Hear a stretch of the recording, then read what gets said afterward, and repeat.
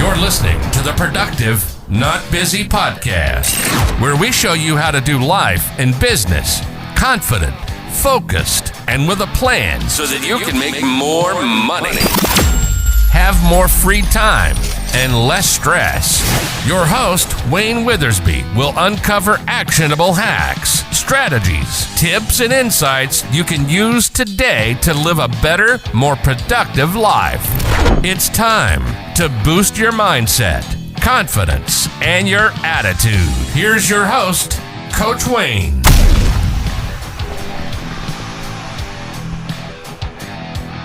Okay, back to the leadership week. Today, we're going to talk about the path to becoming an exceptional manager and leader. Not just a good one, but an exceptional one. When you're going to become a leader at any point in your life, you got to embrace that responsibility, right?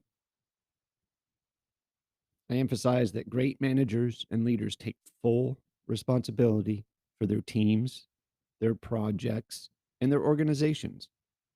They understand that they are ultimately accountable for the results, and they actively seek ways to drive success. So by adopting a mindset of ownership and accountability, managers can inspire their teams to take ownership of their work. And imagine that, they excel.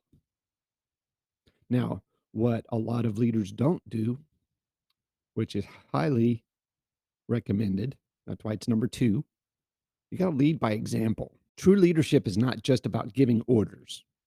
It's about setting the standard through personal actions. I encourage managers to lead by example, consistently demonstrating the behaviors and the work ethic that they expect from their team. When leaders embody the values and the principles they expect, they inspire trust, loyalty, and strong work ethic from their followers. You can't do any of that without effective communication. Clear and concise communication lies at the heart of successful management and leadership.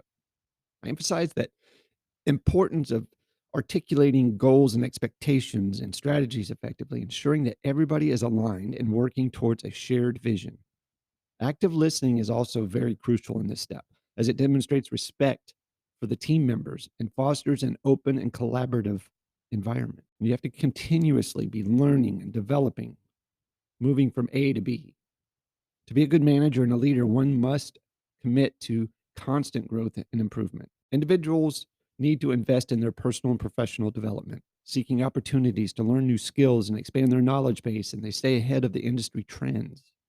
By being proactive in self-development, leaders become more effective and better equipped to guide their teams towards success. This builds a winning team. According to most experts, exceptional managers understand the importance of building a strong and cohesive team. They recognize that hiring talented individuals is just the first step. Nurturing and developing their skills is equally vital. Managers have got to create an environment that encourages collaboration and recognizes and rewards achievement and fosters a sense of unity and shared purpose among everybody on the team. Something that's kind of left out a lot is developing emotional intelligence. Most successful managers possess high emotional intelligence, enabling them to understand and connect with their team members on a deeper level. I've always stressed that the importance of empathy and self-awareness and the ability to manage emotions effectively.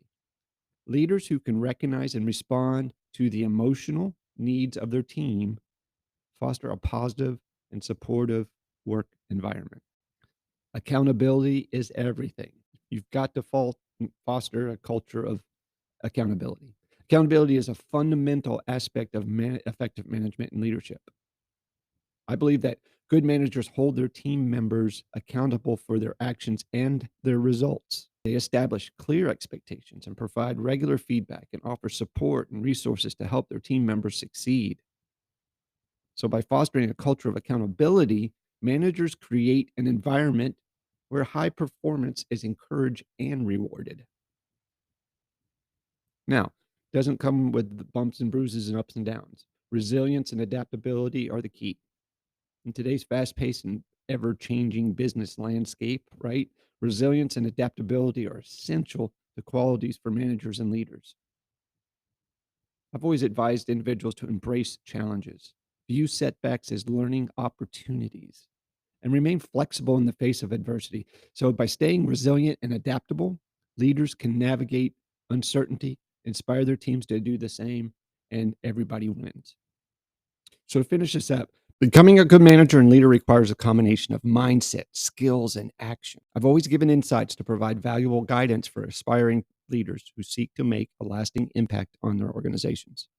So by embracing responsibility and leading by example and prioritizing effective communication, committing to continuous learning, building winning teams, developing emotional intelligence, and fostering accountability are the key to getting your team to the next level. I hope you find this information helpful. I hope you have a great day. Be safe, take care, sell a bunch, go out, find somebody, and say something nice to them. See you soon. You've been listening to the Productive, Not Busy podcast. Please hit the subscribe and notification of new episodes button and visit us on social media like Twitter, Instagram, or TikTok for bonus content.